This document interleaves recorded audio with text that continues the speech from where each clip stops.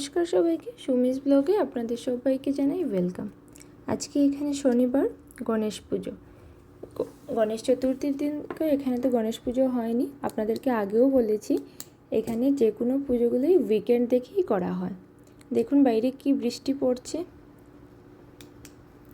এই বৃষ্টির মধ্যেই আমরা যাচ্ছি, কারণ সকাল থেকেই বৃষ্টি লেগেই আছে, কোনোভাবেই আর বৃষ্টি কম নেই।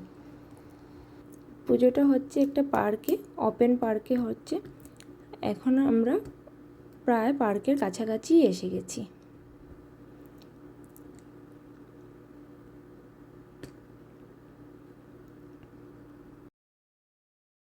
দেখুন এখানে কতগুলো হাঁস, এত হাঁস আর কোনোদিনও এরকম দেখিনি। এই পার্কটাতেও আমি নতুন আসলাম, ফার্স্ট টাইম আজকে। আরেকদিনও আপনাদেরকে দেখিয়েছিলাম, এদিকে যাওয়ার সময়, কসকোতে যাওয়ার সময় এই পার্কটা দেখা যায়। এই যে আমরা এসে গেলাম, দেখুন এটা পুজোর গেট, কি সুন্দর করে সাজিয়েছে দেখুন।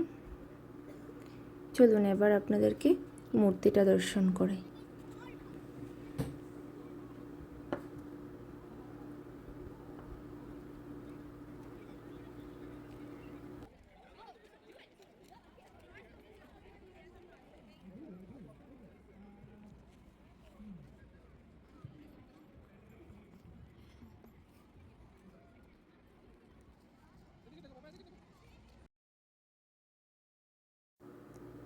এই যে দেখুন এখানে সবাই ফটো উঠতে ব্যস্ত, বাইরে বৃষ্টিও পড়ছে।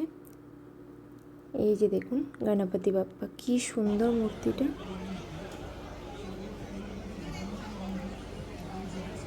প্যান্ডেলটা দেখেছেন কি সুন্দর করে বানিয়েছে।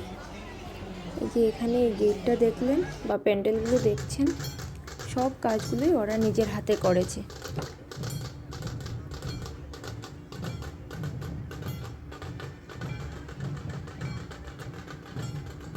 এখানে প্রত্যেকটা পুজোতে বলুন, প্রত্যেকটা অকেশনে সব কাজগুলো ওরা নিজেরাই করে।